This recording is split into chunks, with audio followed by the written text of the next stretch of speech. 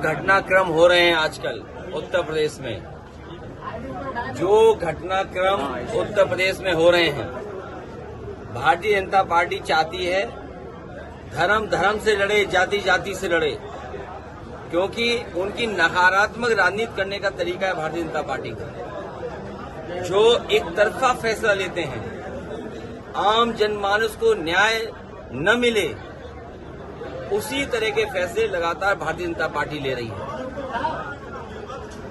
Bharatiya Janata party आपातकाल के 50 वर्ष पूर्ण होने पर हत्या, हालांकि एक है घोषित और एक होती अघोषित। अगर हम इमरजेंसी को याद कर रहे हैं तो हमें अभी इस समय जो इमरजेंसी चल रही है उसको भी ध्यान में रखना चाहिए। आज की परिस्थितियां ऐसी कि अगर पत्रकार सच लिखना चाहें तो उन पर पाबंदी है। जाति के नाम पर, धर्म के नाम पर भेदभाव है, भ्रष्टाचार चरम सीमा पर है। हमें आपको सबको याद होगा जयप्रकाश जी ने आह्वान किया था कि भ्रष्टाचार और महंगाई चरम सीमा पर है। उसी समय संपूर्ण क्रांति का आंदोलन चला, उसके बाद हमें आपको इमरजेंसी देखने को मिली। आज बताइए चरम सीमा पर महंगाई है कि नहीं है? चरम सीमा पर भ्रष्टाचार है कि नहीं है? चरम सीमा पर अन्याय पहुंच गया है। तो आज उस समय घोषित इमरजेंसी है और भारतीय जनता पार्टी इस अघोषित इमरजेंसी की कब खुशी मनाएगी?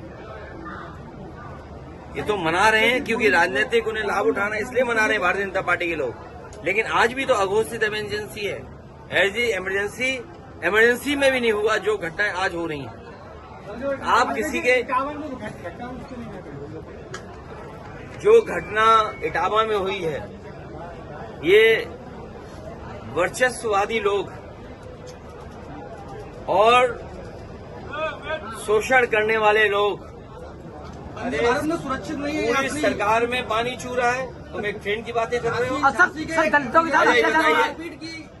यात्री के साथ बीजेपी ने पूरी सरकार में पानी चू रहा है भ्रष्टाचार का। आप बताओ, पानी की टंकी आपके जिले में भी तो पानी की टंकी बन रही होगी। बताओ पानी की टंकी कैसी बन रही है? और पानी की टंकी जो भी बन रही हो, लेकिन बताओ उसमें पाइपलाइन कितनी बड़ी बिछ रही है। बताओ हर गांव में शिकायत है कि नहीं? हर नाली खोद दी है। अभी मैं आ रहा हूँ, पूरा कूड़ा पड़ा हुआ फरकाबाद। फरका स्मार्ट सिटी तो नहीं है? क्या हालत कर दी बताओ।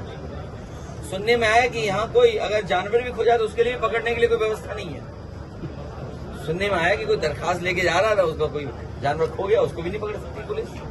सर, यहाँ की पुलिस दलितों पे अत्याचार करने लगा था। अब सुनिए, इसके लिए जो हमारे बच्चे जा रहे हैं, ये बेटियों को कैसे पढ़ाओगे बताओ? ये जो प्राइमरी स्कूल और ये जो बना रहे नई व्यवस्था दे रहे हैं, इसमें छोटे बच्चे नहीं पढ़ पाएंगे। छोटे बच्चे कहाँ पढ़ पाएंगे बताइए आप? उनके माँ बाप पिताजी कौन लेकर के जाए? 2 दिन पहले बात नहीं होती, योगी जी के लिए भाषण नहीं, वो जानते ही नहीं कुछ, वो नहीं जानते। जो पारिवारिक बात इसलिए मत कहो। हमारे मुख्यमंत्री जी के बारे में बहुत कुछ कहा जा सकता है, इसलिए मत कहो। वो बातें खराब है क्योंकि इस समय उन्हें डर लग रहा है। डर इस बात का कि समाजवादी पार्टी हराने जा रही है और सब एक हो गए हैं, इसलिए घबराए हुए हैं। आप समझिए ना घबराए क्यों हैं? पीडीए की कार्ड ढूंढ रहे, दिन रात बैठे उन्हें फार्मूला नहीं मिल रहा।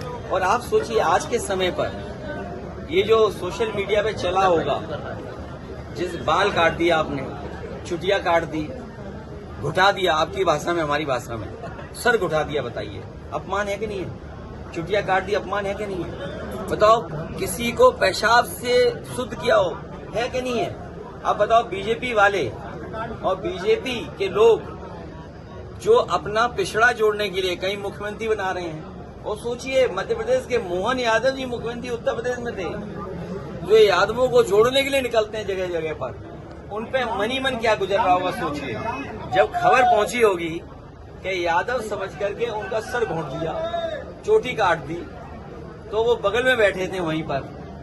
योगी जी के बारे में और देश के जो हमारे सबसे बड़े 2 नंबर के मंत्री, उनके बारे में क्या सोच रहे होंगे? सच बताइए आप, उन पे क्या गुजर रही होगी? आप सोचिए। आप जो मध्य प्रदेश के मुख्यमंत्री जी हैं वो कहते हैं यादव हैं। मैं तो आपके माध्यम से अपील करूंगा कि मध्य प्रदेश के मुख्यमंत्री जी मध्य प्रदेश से एक दिन का समय निकालें और जिनका सर घुटाया है,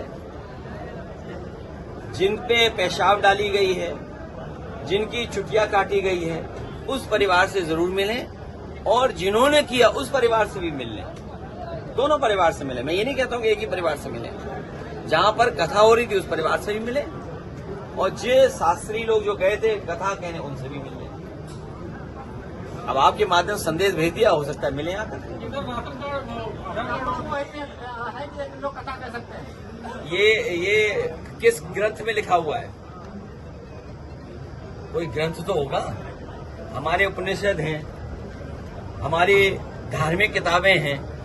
तो बताओ, जिनके बाल काटे गए, जिनकी चुटिया काटी गई, वो अपने भगवान की भी नहीं भगवत गीता गा सकते, अपनी कथा नहीं कह सकते, अपने भगवान की नहीं। आप बताओ, हनुमान जी की जाति किसने बताई? प्रभु श्री राम की जाति किसने बताई? बताइए, प्रभु श्री राम की जाति किसने बताई थी? आप बताइए। आप कोई नहीं बोलेगा क्योंकि इमरजेंसी है। अगर नाम बोल दोगे तो डीएम एसपी आपको जेल भेज देंगे। ये भी तो इमरजेंसी है। अंकल जी, आप बताइए, रुक जाओ भाई, ये बताओ, प्रभु श्री राम को और प्रभु श्री राम की जाति किसने बताई? भगवान सबके, हमारे भी हैं। अब बीजेपी को ये तकलीफ है, भगवान कृष्ण का प्रचार ज्यादा है, उसे दुनिया में पूछते हैं, बस इतनी सी शिकायत है उन्हें। पार्टी आंदोलन करेगी इस